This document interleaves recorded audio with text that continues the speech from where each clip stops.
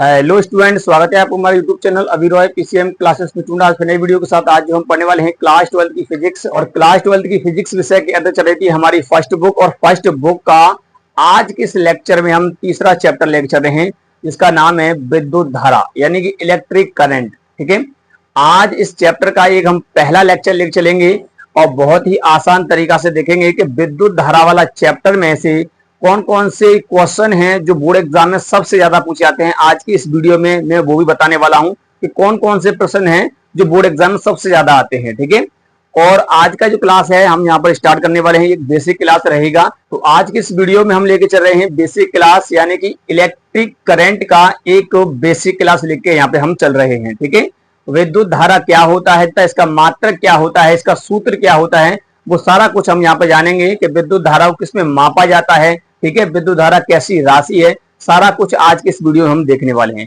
और इसी वीडियो में हम देखेंगे कि इस चैप्टर से कितने अंक का प्रश्न बोर्ड एग्जाम में बनता है। और ये चैप्टर इतना ज्यादा इंपॉर्टेंट है कि बोर्ड एग्जाम में हर साल पूछा ही जाता है। ठीक है, तो आज की इस वीडियो में हम इस चैप्टर को यहाँ पर पढ़ने वाले हैं। ठीक है नहीं, और आज के इस लेक्चर से हम इस चैप्टर को स्टार्ट कर रहे हैं। बाकी मैंने 2 चैप्टर कवर करवा दिए हैं, यदि आपने नहीं देखा तो जाकर देख लीजिए। उसका वन शॉट जो है मैंने करवा दिया है, यानी चैप्टर 1 का जो वन शॉट है पूरा का पूरा चैप्टर डला हुआ है वन शॉट के रूप में। ठीक है नहीं, 4-5 घंटे की क्लास है, आप जाकर के दे सकते हैं, वहां से आप कवर कर सकते हैं। और सेकेंड जो चैप्टर है उसका भी मैंने वन शॉट डाल रखा है, आप जाकर के वहां पर देख लीजिए। ठीक है, ताकि आपका जो बैकलॉग है वो भी क्लियर हो जाए। ठीक है, आज के इस लेक्चर में हम इस चैप्टर को स्टार्ट करने वाले हैं, तो बस आप बने रहिए वीडियो के एंड तक। और स्टूडेंट, यदि आप हमारे चैनल पर नए हैं तो चैनल को सब्सक्राइब कर लीजिए, बेल आइकन को प्रेस कर ऑल पर क्लिक कर दीजिए ताकि आने वाले वीडियो की नोटिफिकेशन आपको मिलती रहे। तो चलते हैं वीडियो को स्टार्ट। स्टूडेंट, बात करते हैं हम यहाँ पर विद्युत धारा की। विद्युत धारा ये चैप्टर नंबर 3 है और चैप्टर नंबर 3 का ही नाम है विद्युत धारा। ठीक है नहीं, ऐसा नहीं है कि मैंने आज आपको विद्युत धारा के बारे में बता दिया तो आज ही चैप्टर खत्म हो गया। चैप्टर बड़ा है और इसमें कुछ टॉपिक ऐसे हैं जो बोर्ड एग्जाम में अक्सर पूछे ही जाते हैं। छोटे मोटे अंक में नहीं, 5-5 अंक में ये प्रश्न पूछे जाते हैं। ये प्रश्न नहीं, इसी से संबंधित प्रश्न आएगा। ठीक है नहीं, वो मैं बताऊंगा कौन कौन से प्रश्न होते हैं, बस वीडियो के एंड तक बने रहिए।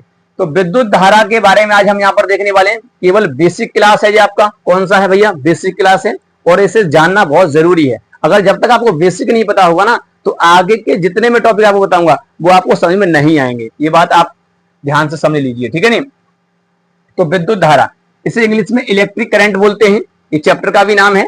अब देखिए, मैंने पिछले वाले जितने चैप्टर थे, पहला चैप्टर आपका था आवेश तथा क्षेत्र वाला, यानी विद्युत क्षेत्र तथा आवेश, मैंने आवेश तथा विद्युत क्षेत्र, है ना। और दूसरा चैप्टर था विभव तथा धारिता। उन दोनों चैप्टरों में आपने देखा था कि वहां हम रुके हुए आवेश की बात कर रहे थे, है ना, रुके हुए आवेश की। वहां आवेश चल नहीं रहा था, आवेश एक जगह बैठा हुआ था और उसी से हम छेड़छाड़ कर रहे थे, और वहीं से हम विभव निकाल रहे थे, वहीं से हम विद्युत क्षेत्र निकाल रहे थे, गॉस की प्रमेय वगैरह से फ्लक्स वगैरह निकाल रहे थे। ठीक है नहीं, धारिता निकाल रहे थे। वो एक हमने अलग से, मतलब जो 2 चैप्टर थे वो पढ़े थे, वो स्तर वैद्युतिकी में पढ़े थे हमने। ठीक है नहीं, यहाँ पर जो आवेश रुका हुआ होता है, परंतु अब आवेश रुका हुआ नहीं होगा। अब इस तीसरे चैप्टर में अब आप देखोगे कि आवेश चलने लगेगा, आवेश चलने लगेगा। अब आवेश जब चलेगा तो अब हम देखेंगे कि आवेश जब चलेगा तो क्या क्या क्षेत्र उत्पन्न करता है, वो हम यहाँ देखेंगे। तो जब आवेश चलता है ना तो एक क्षेत्र और क्या करता है, उत्पन्न करता है, जिसे हम कहते हैं विद्युत धारा। जब आवेश चलने लगता है तो वो एक और प्रभाव को उत्पन्न करता है, इसे कहते हैं विद्युत धारा। विद्युत का मतलब क्या होता है, कंफ्यूज नहीं होना है। विद्युत का मतलब होता है आवेश, धारा का मतलब होता है प्रवाहित होना। तो जब एक आवेश प्रवाहित होता है, चलता है, तो उसे बोलते हैं विद्युत धारा, इलेक्ट्रिक करंट बोला जाता है। क्लियर, यहां तक समझ में आ रहा है आपको? इलेक्ट्रिक करंट आपको समझ में आया? अब देखिए, यहां पर जो है विद्युत धारा की मैंने 2 डेफिनेशन यहां पर लिखी हुई है। अभी ये डेफिनेशन आपको समझ में नहीं आएगी, मैं आपको समझाता हूं। जैसे मान लीजिए, अगर कोई आवेश आपका जो होता है, जैसे मान लीजिए प्लस क्यू आवेश है, अगर ये आवेश आपका क्या भैया, अगर रुका हुआ है, रुका हुआ का मतलब अगर ये आवेश रेस्ट अवस्था में है, यानी कि भैया विराम अवस्था में है, रुका हुआ है, तो ये उत्पन्न करता है क्या, आपने पहले ही देखा, विद्युत क्षेत्र को उत्पन्न करेगा। क्या करेगा? विद्युत क्षेत्र को मैंने इसे दिखा दिया है। अगर यही आवेश अगर आपका चलने लगता है विवेग, यानी विवेग, वेग कैसा होना चाहिए भैया? नियत होना चाहिए, नियत वेग होना चाहिए। अगर नियत वेग है और नियत वेग से चलता है तब उत्पन्न होता है भैया आपका करंट। क्या उत्पन्न होता है भैया? करंट उत्पन्न हो जाता है। अब करंट ही उत्पन्न नहीं होता है, बहुत कुछ उत्पन्न होता है, ठीक है नहीं। अभी आप केवल ये समझिए कि इससे क्या उत्पन्न होगा भैया? विद्युत धारा उत्पन्न होगा जब नियत वेग से चलेगा। तो जब आवेश नियत वेग से चलेगा तो करंट उत्पन्न होगा, और रुका हुआ होगा तो भैया विद्युत क्षेत्र उत्पन्न करेगा। उसके प्रभाव को हमने पहले ही पढ़ लिया चैप्टर फर्स्ट और सेकंड में, ठीक है। अब बात आती है कि ये नियत वेग मतलब क्या है? नियत वेग का मतलब होता है यानी एक फिक्स वेग, यानी फिक्स चाल समझिए। वेग अभी आपको समझ में नहीं आ रहा होगा, वेग होता है वही चाल होती है ना, कहने का मतलब होता है। परंतु वेग एक सदिश राशि है, तो जो चाल है अगर वो फिक्स कर दी जाए, जैसे मान लो 5 मीटर पर सेकेंड, 6 मीटर पर सेकेंड, ऐसे कर दिया जाए, मतलब इनमें से फिक्स कर दिया जाए कोई, जैसे 5 मीटर पर सेकेंड या हम 6 मीटर पर सेकेंड कर दें और फिक्स कर दें, हर समय पर हमें वही चाल मिले। जैसे मान लो 5 मीटर पर सेकेंड, अगले सेकंड में देखेंगे तो 5 मीटर पर सेकेंड, अगले सेकंड और देखिए हम तो 5 मीटर पर सेकंड, मतलब चाल बढ़ नहीं रही है, यानी वेग बढ़ नहीं रहा है, तो वो हो जाएगा आपका नियत वेग। क्या हो जाएगा? वो आपका नियत वेग हो जाएगा, कांस्टेंट वेलोसिटी हो जाएगी, ये आपको पता होना चाहिए। तो उसी वेग को हम क्या बोलते हैं भैया? अगर उस वही वेग उत्पन्न होता है किसी आवेश में तो हम कह देंगे वो विद्युत धारा उत्पन्न करेगा। क्लियर? अब समझिए। अब देखिए, जब आवेश, मैंने आपको बताया आवेश रुका है तो विद्युत क्षेत्र, जब चलने लगेगा तो भैया करंट उत्पन्न होगा। अब देखिए होता क्या है, परिभाषा भी समझ में नहीं आएगी। मैंने यहाँ परिभाषा क्या लिखा है, पर समझिए परिभाषा को। किसी चालक में आवेश के प्रवाह की दर को हम क्या बोलते हैं? प्रवाह की दर को हम क्या कहते हैं? विद्युत धारा कहते हैं। आवेश के प्रवाह की दर, अब ये समझ में नहीं आ रहा होगा ना आपके, तो समझिए, मैं आपको एक समझाता हूं, यहाँ पर छोटा सा एक डायग्राम लेकर समझाता हूं, उससे समझिए। जैसे मान लीजिए कि अगर कोई एक चालक है, आपके पास क्या लिया मैंने? एक चालक ले लिया, ये मान लो एक चालक, ठीक है, ये एक चालक हो गया, ये चालक है आपका। अब इस चालक में बहुत सारे छोटे छोटे क्या होंगे भाई? इलेक्ट्रॉन होंगे। क्या होंगे भैया? इलेक्ट्रॉन होंगे, छोटे छोटे, इसके अंदर क्या होंगे? इलेक्ट्रॉन होंगे, और ये किसी ना किसी वेग से आप यहां चल रहे होंगे, ठीक है नहीं। मान लो इलेक्ट्रॉन तो गति करते रहते हैं, तो चल रहे होंगे यहां पर इलेक्ट्रॉन, और इलेक्ट्रॉन नेगेटिव होता है। अब जब ये इलेक्ट्रॉन एक निश्चित वेग से चलने लगे, निश्चित वेग से यानी नियत वेग से चलने लगे, तब ये उत्पन्न करेंगे भैया विद्युत धारा, क्योंकि जब ये इलेक्ट्रॉन एक नियत वेग से चलने लगेंगे तभी विद्युत धारा उत्पन्न होगी। अब देखिए, विद्युत धारा की परिभाषा क्या कह रही है? किसी चालक में आवेश के प्रवाह की दर, किसी चालक में आवेश के प्रवाह की दर, प्रवाह मतलब बहने की दर, तो दर का मतलब समय होता है, ये आपको पता होना चाहिए। तो अगर मैंने मान लिया कि एक पॉइंट ले लिया, ये वाला पॉइंट, अब ऐसा ये सारे इलेक्ट्रॉन, मान लो यहाँ पर और बहुत सारे इलेक्ट्रॉन होंगे, है ना, एक सेकंड में, कितने समय में भैया? एक सेकंड में। अगर एक सेकंड में यहां से जितना इलेक्ट्रॉन गुजर जाता है, एक सेकंड में, ध्यान सुनना, एक सेकंड में जितना इलेक्ट्रॉन इस पॉइंट से गुजर जाएगा वही कहलाएगी आपकी विद्युत धारा। तो यानी कि समय मैंने बता दिया, दर का मतलब समय होता है। तो एक सेकंड में किसी चालक के किसी बिंदु से गुजरने वाले आवेश की मात्रा, इसे आवेश बोलते हैं, नेगेटिव चार्ज होता है, आवेश की मात्रा को विद्युत धारा कहा जाता है। एक तो परिभाषा आपकी ये हो गई। अब सिंपल सी मैंने ऊपर परिभाषा रखी, किसी चालक में आवेश के प्रवाह की दर, तो आवेश के प्रवाह की दर मतलब होता है कि जितना आवेश जितने समय प्रवाहित हो रहा है, यानी कि एक सेकंड में प्रवाहित हो रहा है, एक सेकंड में प्रवाहित होने वाले आवेश को हम क्या कहते हैं? विद्युत धारा कहते हैं। तो एक सिंपल सी परिभाषा ये है, परंतु आपको ये वाली बोर्ड में लिखनी है, नीचे वाली, ठीक है नहीं।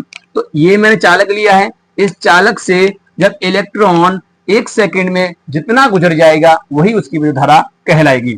तो मैंने क्या लिखा है? किसी चालक के एक निश्चित बिंदु से प्रति सेकंड एक सेकंड में प्रवाहित होने वाले आवेश की मात्रा को विद्युत धारा कहा जाता है, इलेक्ट्रिक करंट कहा जाता है, इलेक्ट्रिक करंट कहा जाता है। क्लियर?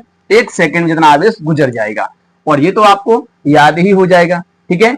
ध्यान से समझिए, मेरा काम रटवाना नहीं है, केवल समझाना है। अगर आपको समझ में आएगा तो आप इसकी डेफिनेशन ऐसे ही बना लोगे। क्लियर? मेरा एक भी टॉपिक जो होता है रटने वाला नहीं होता है, खाली समझना है। तो मैंने क्या बताया? एक सेकंड में अगर किसी चालक के किसी भी बिंदु से, छोटे सा मैंने क्षेत्रफल ले लिया, उससे जितना आवेश, एकांक क्षेत्रफल से जितना आवेश यहां से गुजर जाएगा प्रति सेकंड, एक सेकंड में, वही उसका विद्युत धारा कहलाएगा। बस सिंपल सी परिभाषा है। आप इसकी परिभाषा बना सकते हैं कि किसी चालक के किसी बिंदु से एक सेकंड में प्रवाहित आवेश की मात्रा या संख्या को हम क्या कहते हैं? विद्युत धारा कहते हैं। क्लियर? समझ में आया? तो ये होता है। अब देखिए, इलेक्ट्रॉन ऐसे चलते हैं, विद्युत धारा आपकी ऐसे जाएगी। अब आप कंफ्यूज में होंगे, भाई आवेश जब ऐसे चल रहे हैं तो धारा ऐसी होनी चाहिए। नहीं, ऐसा नहीं होता है। जब मैं आपको डायरेक्शन बताऊंगा तब आपको समझ में आएगा। क्लियर? चलिए, तो आप इसकी जो डेफिनेशन है उसे नोट कर लीजिए। चलिए यहाँ पर आप इसे नोट कर लीजिए, इसके बाद आगे इसका फॉर्मूला वगैरह देखेंगे तब समझ में आएगा। ठीक है, चलिए चलिए स्टूडेंट अब बात करते हैं इसके, हम फॉर्मूला की बात करते हैं। ठीक है, तो मान लेते हैं कि कोई चालक है, ठीक है, तो आप लिखेंगे कि माना किसी चालक में टी समय में प्रवाहित आवेश कितना है, कैपिटल क्यू, कितना है कैपिटल क्यू, टी समय में, कैपिटल टी यानी कि समय दिया है मैंने टोटल, कैपिटल टी समय में प्रवाहित आवेश कितना है, कैपिटल क्यू है। आप इस प्रकार से लिखेंगे, पहले मैं जो बोल रहा हूं वो हिंदी में लिखेंगे। आप क्या लिखेंगे, माना किसी चालक में कैपिटल टी समय में प्रवाहित आवेश कैपिटल क्यू है, तब विद्युत धारा होगी, इस प्रकार से आपको लिख लेना है। चलिए, तो यानी कि कैपिटल टी समय में कितना आवेश गुजर रहा है भैया, कैपिटल क्यू, यानी कि ये बड़ा आवेश है और समय भी बड़ा है। अब हमने क्या बताया, परिभाषा क्या कहती है, परिभाषा कहती है एकांक समय, मतलब एकांक समय यानी प्रति सेकंड गुजरने वाले आवेश की संख्या।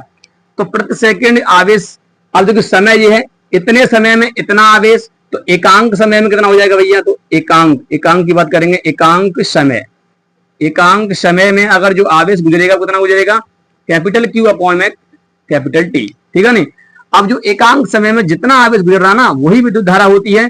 और एक बात आपको ध्यान से रखना है, याद और लिख भी लेना है कि विद्युत धारा को स्मॉल आई या कैपिटल आई से हम प्रदर्शित करते हैं। ठीक है, तो मैं इसको आई से प्रदर्शित कर दूंगा, यही विद्युत धारा होगी। तो आई बराबर होगा कैपिटल क्यू अपॉन में कैपिटल टी। ठीक है नहीं, तो ये आपका फॉर्मूला हो गया विद्युत धारा का।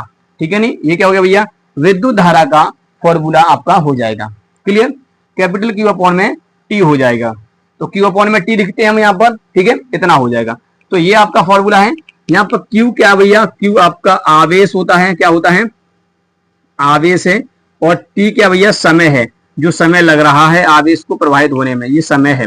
और आई क्या है, आपकी धारा है, विद्युत धारा इसे बोला जाता है। क्लियर, तो ये समझ में आया यहाँ पर। तो ये हो गया इसका फॉर्मूला, आई बराबर क्यू अपॉन में टी होता है। क्लियर, चलिए अब देखिए यहां कभी कभी आता है कि औसत धारा का फॉर्मूला क्या होता है। अगर इसी को हम औसत धारा के रूप में लिखेंगे तो आई एवरेज लिख के चलेंगे, आई एवरेज। तो आई एवरेज होगा वो डेल क्यू हो जाएगा अपॉन में डेल टी हो जाएगा, यानी कि कुल आवेश बटे कुल समय जो लग रहा है ना, कुल आवेश बटे कुल समय। तो ये हमारा धारा का औसत है। ठीक है नहीं, ये क्या भैया, धारा का औसत है, कितना समय लग रहा है। इसी को मैं इस प्रकार से भी लिख सकता हूं, क्या लिख सकते हैं यहाँ पर, देखिए कैपिटल जो आपका पहले धारा कितनी थी, ठीक है नहीं, तो Q2 माइनस के Q1 अपॉन में T2 माइनस के T1, इस प्रकार से हम लिख सकते हैं इसको, है ना। तो यहां से ये हो जाएगा, इसी का मतलब ये होता है कि ये है आपका कैपिटल मतलब Q2 माइनस Q1 बटे में T2 माइनस T1, समय जो लग रहा है वो ये है, समय अंतराल। तो वही मैंने यहाँ पर लिया है, तो ये होता है, इस प्रकार से आप लिख सकते हैं या ऐसे लिख सकते हैं। तो ये होता है आपका, इसका सूत्र होता है विद्युत धारा का सूत्र, समझ में आया। ये होता है औसत धारा के लिए, हम इसको अप्लाई कर देते हैं यहाँ पर। क्लियर, चलिए अब हम बात करते हैं यहाँ पर, अब हम बात करेंगे यहाँ पर इसके मात्रक की। चलिए अब इसका मात्रक की हम बात करें, यहाँ पर मात्रक क्या होता है, चलिए यूनिट की बात करेंगे, इसकी यूनिट। ठीक है नहीं, अब देखिए मात्रक की हम बात करें तो मात्रक क्या हो जाएगा, सिंपल सा है। आवेश का मात्रक क्या होता है, पहले बता दिया, कूलॉम होता है। तो आवेश का मात्रक होता है कूलॉम, क्या होता है, कूलॉम होता है। क्लियर, आवेश का मात्रक कूलॉम होता है। समय का मात्रक सेकंड होता है, समय का मात्रक सेकंड होता है। क्लियर, सेकंड होता है। तो कूलॉम बटे सेकंड इसका ये मात्रक हो जाएगा, कूलॉम बटे सेकंड। और इसी कूलॉम बटे सेकंड को हम इस प्रकार से लिख सकते हैं, कूलॉम को हम सी से लिखते हैं, कैपिटल सी, और समय को एस से लिखते हैं, इस प्रकार से। तो अगर मैं इसे ऐसे लिखना चाहूं तो ये हो जाएगा सी और एस, इनवर्स लगा देंगे 1, ऐसे लिख देंगे तो कोई दिक्कत वाली बात नहीं है, क्योंकि ये ऊपर चला जाता है। ठीक है, और इसी को हम क्या बोलते हैं, एम्पियर बोलते हैं। इसका जो ये एसआई मात्रक है, क्या भैया, एसआई मात्रक, एम गैस पद्धति में। तो इसका जो एसआई मात्रक जो है, ये भी क्या है भैया, एम गैस पद्धति का मात्रक है। तो इसका एसआई मात्रक क्या हो जाएगा, अगर हम बात करेंगे तो इसी को हम बोल देते हैं एम्पियर। क्या बोलते हैं, एम्पियर। एम्पियर भी इसका ये मात्रक हो जाएगा, और इसे हम ए से दिखा देते हैं। किससे दिखाते हैं, ए से दिखाते हैं। तो इसी को बोलते हैं एम्पियर। तो विद्युत धारा का मात्रक क्या होता है, एम्पियर होता है, एसआई मात्रक होता है। क्लियर, तो मात्रक समझ में आया।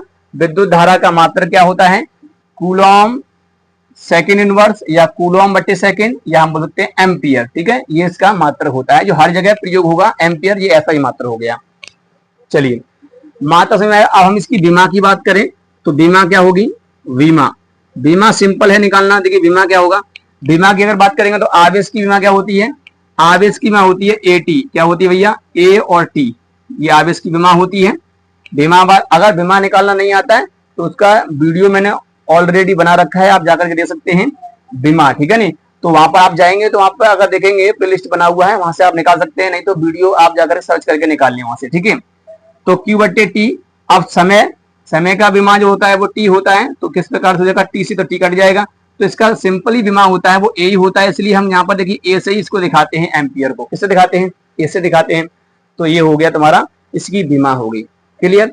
अब बात आती है ये राशि कैसी है। तो राशि की अगर बात करेंगे तो विद्युत धारा जो एक राशि है ना, वो एक अदिश राशि है भाई। कैसी राशि है ये, राशि है ये अदिश। कैसी है भाई, अदिश राशि है, लिख लेना, अदिश, अदिश राशि है, अदिश राशि है। इसमें कोई दिशा नहीं होती है, इसमें कोई दिशा नहीं होती है, क्लियर। तो विद्युत धारा एक अदिश राशि है। तो देखिए इसका मात्रा आपको समझ में आया, विमा समझ में आई, और अदिश राशि होती है, ये भी आपको समझ में आया। चलिए अब आपको समझाते हैं कि ये अदिश राशि है क्यों, ठीक है। चलिए इसे नोट कर लिए यहां से, थोड़ा सा यहाँ पर देखिए लाइट आ रहा है, ठीक है नहीं। तो यहाँ पर ये टी है, नीचे क्या है, कैपिटल टी, क्योंकि जो समय का जो विमा होता है वो कैपिटल टी होता है, और कैपिटल टी से कैपिटल टी कट जाएगा तो यहाँ पर भैया ए ही बचेगा। तो वो यहाँ पर मैंने लिखा है, अगर दिखाई नहीं दे रहा होगा तो आप लिख लेना इस प्रकार से। चलिए इसे नोट कर लो यहाँ से। अब बात ये आती है कि ये विद्युत धारा एक अदिश राशि है क्यों, ठीक है। तो विद्युत धारा अदिश राशि क्यों है वो समझिए, पहले खाली समझना है। जैसे मान लीजिए आपके पास एक तार है, एक जैसे तार है ये वाला, ठीक है नहीं, ये तार है इस प्रकार से मान लीजिए, और एक तार इस प्रकार से हमने ले लिया यहाँ पर। अगर मैंने धारा इसमें दी 6 एम्पियर की धारा, कितने एम्पियर की, 6 एम्पियर की धारा इस तार में जा रही है, यहाँ संधि हो रही है। यहाँ पर भैया आपका एक बल्ब लगा हुआ है, मान लीजिए यहाँ पर एक आपका बल्ब लगा हुआ है इस प्रकार से, ऐसी एक बल्ब आपका यहाँ पर भी लगा हुआ है, ठीक है, इस प्रकार से लगा है, ठीक है। अब देखिए जैसे ही ये धारा यहां से जाएगी तो इस प्रकार से धारा इस प्रकार से जाएगी, है ना, डायरेक्शन देखिए इस प्रकार से जा रही है, फिर यहां से ऐसे, फिर इस प्रकार से जा रही है। तो आपको लग रहा होगा इसमें डायरेक्शन है, परंतु आप देखिए यहाँ पर, तो यहाँ अगर देखेंगे तो ये बल्ब ये भी जलेगा, बल्ब तो ये भी जलेगा यहाँ पर, और ये वाला भी बल्ब जलेगा, ठीक है नहीं, क्योंकि भाई धारा इसमें भी जाएगी। अब ऐसा क्यों है, अगर ये सदिश राशि है तो आप देखिए, अगर इसका हम योग करेंगे, सदिश नियम योग का पालन, देखिए इसमें देखो दिशा तो है, हम कहते हैं कि इसमें दिशा है, क्योंकि जब इलेक्ट्रॉन की विपरीत डायरेक्शन में इसकी डायरेक्शन होती है, धन टर्मिनल से नेगेटिव टर्मिनल की तरफ इसकी डायरेक्शन होती है, ठीक है ना, अगर देखेंगे बंद परिपथ में तो।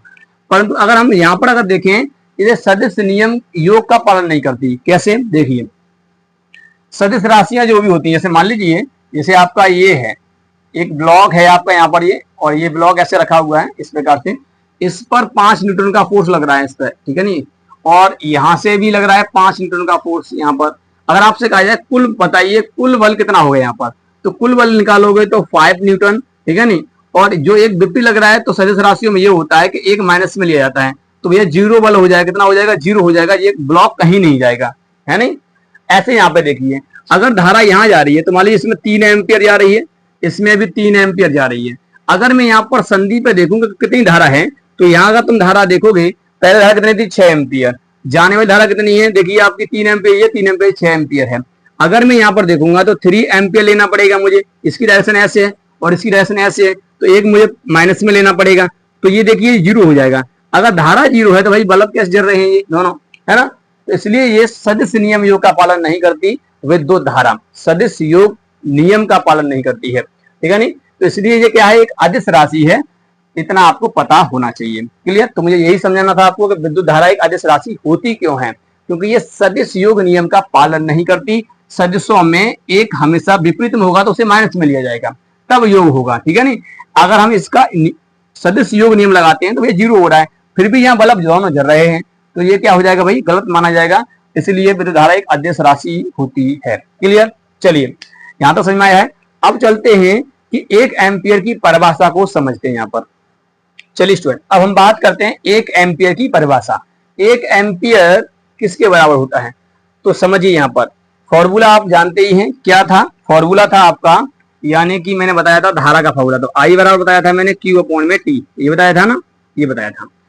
अगर देखिए 1 एम्पियर कब होगा, 1 एम्पियर धारा का मात्रक होता है, ये मैंने बताया था एम्पियर जो भैया ऐसा ही मात्रक होता है।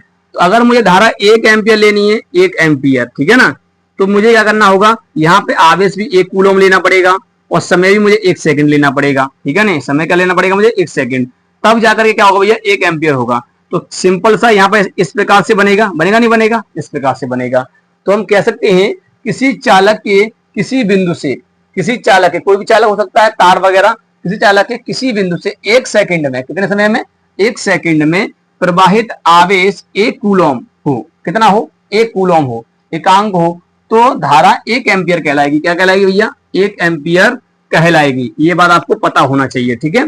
तो हम इसको इस प्रकार से लिख सकते हैं, तो यहां पर आप लिख देंगे इसी को, 1 एम्पियर बराबर होता है 1 कूलम वटे में 1 सेकंड, क्लियर, 1 सेकंड। तो ये इस प्रकार से हो जाएगा। ये होती है आपकी 1 एम्पियर की परिभाषा, ठीक है, 1 एम्पियर की आपकी परिभाषा हो गई। आप इसे इस प्रकार से लिख लेंगे। चलिए अब मैं आपको बता देता हूं आगे कि धारा को मापते किससे हैं भैया।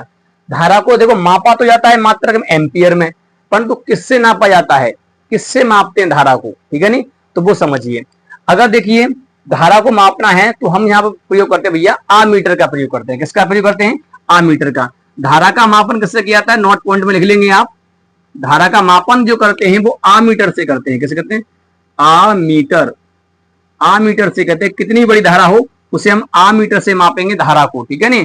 और अगर आपकी छोटी मोटी धारा होती है तो धारा मापी होता है आपका गैल्वेनोमीटर, उससे माप लेते हैं। छोटी मोटी धारा, माइक्रो एम्पियर की धारा जो हम मापते हैं, ठीक है नहीं। तो देखिए ये होता है धारा को मापने का। और इसका जो सिंबल होता है वो किस प्रकार से होता है, वो इस प्रकार से आपको मिलेगा ऐसे करके, ठीक है नहीं। यहाँ प्लस होगा, यहाँ माइनस होगा। तो ये आमीटर का भैया प्रतीक होता है, ये आपको भी पता होना चाहिए। अब बात ये आती है कि आमीटर को हम कहीं पर भी अगर मान लो किसी की धारा मापनी है तो कैसे जोड़ेंगे। तो आमीटर को हमेशा वहां लगाया जाता है, जैसे मान ली धारा ऐसे आ रही है तो इसी के रास्ते में लगाया जाएगा, तो इसे हम श्रेणी क्रम में लगाते हैं। ये भी आप नोट कर लीजिए कि विद्युत धारा में नापने के लिए आमीटर कैसे लगाया जाता है, श्रेणी क्रम में लगाया जाता है, सीरीज कॉम्बिनेशन में लगाया जाता है। श्रेणी क्रम कैसे लगाते हैं, श्रेणी क्रम में लगाते हैं, क्लियर, श्रेणी क्रम में लगाया जाता है, ये आपको पता होना चाहिए। क्लियर, समझ में आ रहा है। तो श्रेणी क्रम में यहाँ पर आप लगाएंगे तभी धारा माप सकते हैं। जितनी भी धारा है सारी धारा, सारी की सारी धारा यहाँ से गुजरनी चाहिए, क्लियर। चलिए तो आपको ये समझ में आया कि आमीटर का जो सिंबल क्या होता है, आमीटर से क्या मापा जाता है, विद्युत धारा मापा जाता है। यहाँ तक आपको क्लियर हो गया होगा। चलिए तो यहाँ तो समझ में आया। देखिए थोड़ा सा कॉपरेट कर लेंगे क्योंकि यहाँ पर जो है लाइट का प्रकाश आता है तो यहाँ पर दिखाई नहीं दे रहा है, यहाँ पर श्रेणी क्रम लिखा हुआ है, ठीक है। आपको कंफ्यूज बिल्कुल नहीं होना चाहिए। अब देखिए 1 एम्पियर जो होता है उसमें कितने इलेक्ट्रॉन होते हैं। अब मान लीजिए 1 एम्पियर की धारा जो प्रवाहित हो रही है भैया वो 1 सेकंड में 1 कूलम आवेश जब प्रवाहित होगा तब। अगर मैं आपसे कहूं कि 1 एम्पियर में 1 सेकंड में कितना आवेश गुजरता है वो भी तो पता होना चाहिए, कितने इलेक्ट्रॉन गुजर जाते हैं। तो उससे देखिए कैसे निकालते हैं, तो उसकी वैल्यू आपको पता होना चाहिए। तो 1 एम्पियर में जो धारा गुजरती है भैया तो प्रति सेकंड कितने इलेक्ट्रॉन होते हैं, 6.25 इंटू 10 की पावर 18 इलेक्ट्रॉन गुजर जाते हैं भैया। कितने गुजर जाते हैं, इतने इलेक्ट्रॉन 1 सेकंड में गुजरते हैं। 1 सेकंड में अगर आप किसी भी तार से चिपक जाओ तो इतने इलेक्ट्रॉन आपकी बॉडी से प्रवाहित हो जाते हैं। समझ लीजिए 6.25 इंटू 18, 18 जीरो लगा दीजिए यहाँ पर, कहना मतलब 2 यहाँ हटा दो और 16 जीरो और लगा दो, ये पॉइंट हट जाएगा, 16 जीरो और लग जाएंगे। फिर उससे काउंट करके देखना आपको समझ में आएगा कितना इलेक्ट्रॉन 1 सेकंड के अंदर बॉडी के अंदर से प्रवेश हो जाता है। वो किस प्रकार से निकाला जाता है वो तो आपको समझ में आ ही जाएगा। कैसे, मान लीजिए 1 कूलम है तो 1 कूलम जब आवेश होता है तो 1 कूलम आवेश में आपको क्या निकालना है, इलेक्ट्रॉन की संख्या निकालनी है। तो आपको करना क्या है कि इसमें 1.6 × 10⁻19 से भाग लगा दीजिए, क्योंकि ये 1 इलेक्ट्रॉन के बराबर होता है। तो आपको इलेक्ट्रॉन संख्या निकल आएगी। जब इसका भाग लगाओगे तो यही वैल्यू निकल के आएगी आपकी, ये वाली वैल्यू निकल के आएगी, ठीक है ना। इतना पता होना चाहिए। अब ये निकाल कैसे रहे हम, हमने फॉर्मूला पढ़ा था Q बराबर NE, ठीक है नहीं। तो आवेश आपका दिया है 1 कूलम, इलेक्ट्रॉन पर आवेश होता है 1.6 × 10⁻19, बट्टे में लगा देंगे, भाग कर देंगे, N निकल आएगा, ठीक है, वहां से निकाला है। तो ये 1 एम्पियर जो 1 एम्पियर धारा होती है उसमें इतना इलेक्ट्रॉन प्रवाहित हो जाता है भाई, इतने इलेक्ट्रॉन, ठीक है, बॉडी के अंदर प्रवेश होते हैं। तो ये आपको पता होना चाहिए। अब मैं आपको बताता हूं छोटे छोटे और मात्रा होते हैं विद्युत धारा के। चलिए हम वो मात्रा यहाँ पर देख लेते हैं। चलिए स्टूडेंट बात करते हैं विद्युत धारा की दिशा की। मात्रा को देख लेंगे अभी। विद्युत धारा की दिशा क्या होती है। अब देखिए विद्युत धारा में दिशा तो होती है, मैंने पहले ही बताया था, परंतु इसमें सदिश योग का नियम का पालन नहीं करता ये विद्युत धारा, इसलिए ये एक अदिश राशि हो जाती है। ठीक है, समझिए। अब देखिए विद्युत धारा की दिशा की बात करेंगे तो अगर मैं आपसे कहूं एक बंद परिपथ हो, कैसा परिपथ हो भैया, बंद परिपथ, बंद परिपथ, बंद परिपथ। अब बंद परिपथ का मतलब क्या होता है, जैसे मान लीजिए आपका यहाँ बल्ब लगा हुआ है, ये बल्ब लगा है भाई ऐसे, और मैंने इसे एक बैटरी से यहां पर जोड़ रखा है, देखिए ये बैटरी है इस प्रकार से। अच्छा बैटरी से जोड़ूंगा, ये प्लस है ये माइनस है, तो भैया क्या होगा, इसमें धारा चलने लगेगा। जब तक नहीं चलेगा जब तक मैं इसमें यहां पर इसे बंद नहीं करूंगा, ठीक है ना, तो ये बंद परिपथ माना जाता है। ये कुंजी लगा दी मैंने यहां पर, तब ये धारा प्रवाहित होगी इसके अंदर से आई, अब ये जलने लगेगा, ठीक है नहीं, तो इसे बोलते हैं बंद परिपथ। तो बंद परिपथ में विद्युत धारा की जो दिशा होती है, आप लिख लेना, बंद परिपथ में विद्युत धारा की दिशा धनात्मक टर्मिनल, इसे टर्मिनल बोला जाता है, धनात्मक टर्मिनल से ऋणात्मक टर्मिनल की ओर होती है, यह आपको पता होना चाहिए बंद परिपथ में। ठीक है, दूसरा पॉइंट में आप लिखेंगे विद्युत धारा की दिशा इलेक्ट्रॉन के प्रवाह के विपरीत होती है, यह भी आप नोट कर लेंगे। विद्युत धारा की दिशा इलेक्ट्रॉनों के प्रवाह के विपरीत होती है। अगर इलेक्ट्रॉन आपके इस प्रकार से चलेंगे भैया, ठीक है नहीं, ऐसे चलेंगे, ठीक है नहीं, तो विद्युत धारा आपकी इस प्रकार से जाएगी, आपको पता होना चाहिए, ऐसे जाएगी, विपरीत जाएगी। क्लियर, इलेक्ट्रॉन उल्टे चलते हैं, है ना, विद्युत धारा के, तो इस प्रकार से करेंगे, तो ये आपका यहां पर हो गया। अब दूसरा और देखिए, अगर मैं आपसे कहूं कि विद्युत धारा किसके कारण प्रवाहित होती है किसी चालक के अंदर, मुख्य कारण बताइए उसका, तो किसी भी चालक के अंदर विद्युत धारा प्रवाहित होने का कारण आप लिख लीजिए, नोट कर लीजिए, पॉइंट कर लीजिए कि यानी कि विद्युत धारा प्रवाहित होने का कारण, तो आप लिखेंगे विद्युत धारा प्रवाहित होने का मुख्य कारण होता है चालक में उपस्थित मुक्त इलेक्ट्रॉन। मुक्त इलेक्ट्रॉन के कारण ही विद्युत धारा का प्रवाह होता है, बस इतना ही लिखना है, क्योंकि इलेक्ट्रॉन होते हैं किसी चालक के अंदर तभी धारा का प्रवाह होगा, अगर इलेक्ट्रॉन मुक्त नहीं होंगे धारा का प्रवाह नहीं होगा। क्लियर,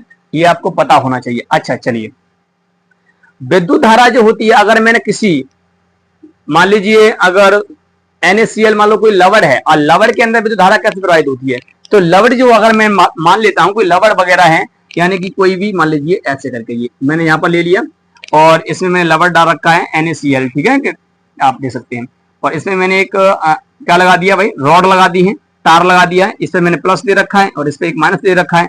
तो ये माइनस प्लस में जब इसको दिया है तो भैया इसके अंदर धारा कैसे प्रवाहित होगी, क्योंकि इसके अंदर क्या है भैया, NaCl है, NaCl लवड़ है, तो यहाँ धारा जो प्रवाहित होती है, अगर किसी लवड़ के अंदर धारा का प्रवाह जो होता है वो क्या होता है, आयनों के कारण होता है। आप लिख लेंगे, नोट कर लेंगे, किसी भी लवड़ी विलयन में, किसी भी लवड़ी विलयन में विद्युत धारा का प्रवाह आयनों के कारण होता है। किसके कारण होता है, आयनों के कारण होता है। तो यहां से भैया जाएगा, यहाँ पर Na प्लस जाएगा और यहाँ पर भैया Cl ऋण आएगा, तब धारा का प्रवाह होगा, क्योंकि ये माइनस वाला इधर जाएगा, प्लस वाला इस पे जाएगा, तब जाकर के विद्युत धारा का प्रवाह होगा। क्लियर, ठोस के अंदर विद्युत धारा का प्रवाह नहीं होता है, ये आपको पता होना चाहिए। ठोस यानी कि जैसे मान लीजिए सॉलिड पार्ट है, कोई ऐसे डरा है, तो इसमें धारा का प्रवाह नहीं होगा, विलयन में होगा केवल। सॉलिड नमक है, तो अगर तुम कहोगे लोहा सॉलिड होता है, उसमें धारा क्यों होती है, भैया वो मैं उसकी बात नहीं कर रहा, उसमें मुक्त इलेक्ट्रॉन होते हैं, मैं खाली इसकी बात कर रहा हूँ, लवड़ की बात कर रहा हूँ। अगर लवड़ सॉलिड है, जैसे मान लीजिए नमक को मैंने सूखा नमक डाल दिया ऐसे, तो उसमें धारा का प्रवाह नहीं होगा, परंतु जैसे मैं उसमें पानी मिलाऊंगा तो क्या हो जाएगा, धारा का प्रवाह होने लगेगा, तो उसमें आयन बनने लगेंगे। क्लियर, इस प्रकार से। तो ये आपको समझ में आया कि विद्युत धारा किस कारण से प्रवाहित होती है, विद्युत धारा की दिशा क्या होती है। अब मैं आपको बता देता हूँ, छोटे छोटे मात्रक भी होते हैं किसके, विद्युत धारा के। पहला लिखेंगे, कभी कभी न्यूमेरिकल करते वक्त प्रयोग में आता है, जैसे हो जाता है माइक्रो एम्पियर, तो से माइक्रो एम्पियर, 1 माइक्रो एम्पियर जो होता है वो 10⁻6 एम्पियर के बराबर हो जाता है। और अगर हम 1 नैनो एम्पियर की बात करेंगे तो नैनो एम्पियर जो हो जाता है 10⁻⁹ एम्पियर के बराबर हो जाएगा। और 1 पिको एम्पियर की बात करेंगे तो भैया वो कितने के बराबर हो जाएगा, वो 10⁻12 एम्पियर हो जाएगा। ठीक है ना, ये छोटी छोटे मात्रक वगैरह तुम्हारे होते हैं, तो ये आपको पता होने चाहिए, ठीक है नहीं, ताकि आपका जो न्यूमेरिकल वगैरह हैं उनमें करने में कोई दिक्कत ना आए। ठीक है, चलिए यहाँ पर आप देख सकते हैं कि आपका एक में यहाँ पर न्यूमेरिकल लेता हूं, उस न्यूमेरिकल के माध्यम से समझते हैं कि कैसे न्यूमेरिकल इससे बनता है। तो चलिए स्टूडेंट बात करते हैं, हम एक न्यूमेरिकल से समझते हैं यहाँ पर कि किस प्रकार का न्यूमेरिकल आपका बोर्ड एग्जाम में आ भी सकता है। ठीक है ना, विद्युत धारा से छोटा सा न्यूमेरिकल है। चलिए, तो मैंने यहाँ से किताब से एक न्यूमेरिकल लेता हूं, तो न्यूमेरिकल है आपका कि एक तार में 5 मिली एम्पियर की धारा बह रही है, ठीक है ना। एक तार की बात कर रहा है और एक तार में 5 एम्पियर की धारा, 5 मिली एम्पियर की धारा बह रही है। तार के अनुप्रस्थ काट से प्रति मिनट कितने इलेक्ट्रॉन गुजरते हैं। हमें इलेक्ट्रॉन की संख्या निकालनी है भैया। क्या निकालनी है? इलेक्ट्रॉनों की संख्या। तो आपको क्या क्या दिया गया है पहले ये समझिए। आपको दिया गया है कि यानी कि किसी चालक से जो धारा प्रवाहित हो रही है, पहले जो दिया है वो निकाल लो, 5 मिली एम्पियर। कितना? 5 मिली एम्पियर। तो देखिए 1 मिली एम्पियर में साथ लिखना भूल गया हूं उसे, तो 1 मिली एम्पियर जो होता है वो 10⁻³ के बराबर एम्पियर के बराबर होता है। तो अगर मुझे इसे एम्पियर बदलना होगा तो 5 × 10⁻³ मुझे -3 एम्पियर करना होगा। क्लियर? इतना हो जाएगा। तो 1 एम्पियर की धारा मतलब जो धारा बह रही है वो इतनी बह रही है, इतने एम्पियर। अब देखिए कह रहा है कि 1 मिनट की बात कर रहा है। वो क्या कर रहा है कि अनुप्रस्थ काट के प्रति मिनट कितने इलेक्ट्रॉन गुजरेंगे। समय आपको दिया गया है, समय दिया गया भैया 1 मिनट दिया गया। कितना दिया? 1 मिनट। 1 मिनट भैया कितने सेकंड होती है? 60 सेकंड होती है। ये आपको पता होना चाहिए, ठीक है। 60 सेकंड होती है। तो अब आपको निकालना है इलेक्ट्रॉनों की संख्या।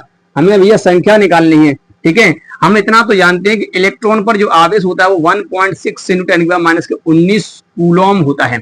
अब क्या है, आपके पास फॉर्मूला है विद्युत धारा का, I बराबर होता है भैया Q/T, ये होता है ना। और आपको एक फॉर्मूला और पता होता है, आप और भी जानते हैं फॉर्मूला। Q बराबर फॉर्मूला मैंने आपको बता रखा है कि NE, तो मैं इसको यहां पर अप्लाई कर सकता हूं। तो ये हो जाएगा NE बटे में T हो जाएगा। अब क्या करना है, आपको वैल्यू रखना है इसमें और कुछ नहीं करना है। I का वैल्यू आपको दिया है 5 × 10⁻⁻3, ठीक है नहीं, और बराबर हो जाएगा N निकालना है, और इसका तो दिया है 1.6 × 10⁻⁻19 कूलम, और बटे समय आपको दिया है 60 सेकंड। इसका गुणा इसमें हो जाएगा तो 5 × 60 हो जाएगा, इंटू हो जाएगा 10⁻⁻3, और ये वाला जो बट्टे में आ जाएगा तो ये नीचे आएगा 1.6 × 10⁻�19 बराबर N। जब आप इसे सॉल्व करोगे तो आपकी वैल्यू यहाँ पर निकल आएगी। देखिए कुछ वैल्यू आपकी यहाँ निकल के आ रही है 1.875। इसका जो मान निकल के आ रहा है वो आ रहा है, कितना आ रहा है मैं यहाँ लिख देता हूँ, 1.875, और इंटू 10 की पावर कितना आ रहा है, 10 की पावर आ रहा है आपका यहाँ पर 18, प्लस का 18 आ रहा है। क्लियर? तो ये हो जाएगा भैया इलेक्ट्रॉनों की संख्या आपकी, N निकल आया जी। क्लियर? इतना हो गया। आप जब करेंगे इसका भाग लगाएंगे। देखिए करते कैसे हैं, घात से करते हैं। इस पर पॉइंट हटाएंगे तो 1 0 और बढ़ जाएगा यहाँ पर। आप गुणा कर लीजिए, 16 का भाग लगाइए, ठीक है नहीं। जब 16 का भाग लगाओगे, जब इससे घात काटोगे तो यहाँ कितना बचेगा, देखिए 3 कट जाएगा तो बचेगा यहाँ पर भैया आपका 16। ये ऊपर जाएगा तो प्लस का हो जाएगा, तो अगर हम पॉइंट खिसकाएंगे तो वो वहां पर जुड़ जाएगा, ऐड हो जाएगा, तो 18 हो जाएगा। तो बस वही किया यहाँ पर। क्लियर? चलिए, तो आपको सही में आ गया होगा। उम्मीद करते हैं ये वीडियो आपको पसंद आया होगा। ये बेसिक वीडियो था जो मैंने इस लेक्चर में लिया है। इसके बाद जो हम देखने वाले हैं वो धारा घनत्व के बारे में देखेंगे, अनुगमन वेग के बारे में देखेंगे। देखिए इसका जो मोस्ट इंपोर्टेंट प्रश्न जो बनता है वो बनता है कि अनुगमन वेग के आधार पर ओम के नियम की उत्पत्ति, ठीक है नहीं। यह 5 अंक का प्रश्न बनता है बोर्ड एग्जाम में। अनुगमन वेग क्या होता है, इससे प्रश्न बन जाता है। और धारा घनत्व क्या होता है, इससे प्रश्न बन जाता है। तो ये प्रश्न आपके बोर्ड एग्जाम में बनते हैं। किरचॉफ का नियम यहीं से बनते हैं, ठीक है ना। व्हीटस्टोन सेतु यहीं से बनता है, ठीक है। तो आगे हम इसके सारे लेक्चर देखेंगे। बस आपको करना क्या है, वीडियो पर बने रहना है और चैनल पर बने रहना है, ठीक है नहीं। तो स्टूडेंट उम्मीद करते हैं ये वीडियो पसंद आया होगा। वीडियो पसंद आया तो वीडियो को एक बार लाइक कर दीजिए, चैनल को सब्सक्राइब कर बेल आइकन को प्रेस जरूर कर दीजिए, आने वाली वीडियो की नोटिफिकेशन आपको मिलती रहे। मिलेंगे नेक्स्ट वीडियो में, तब तक के लिए जय हिंद, वंदे मातरम।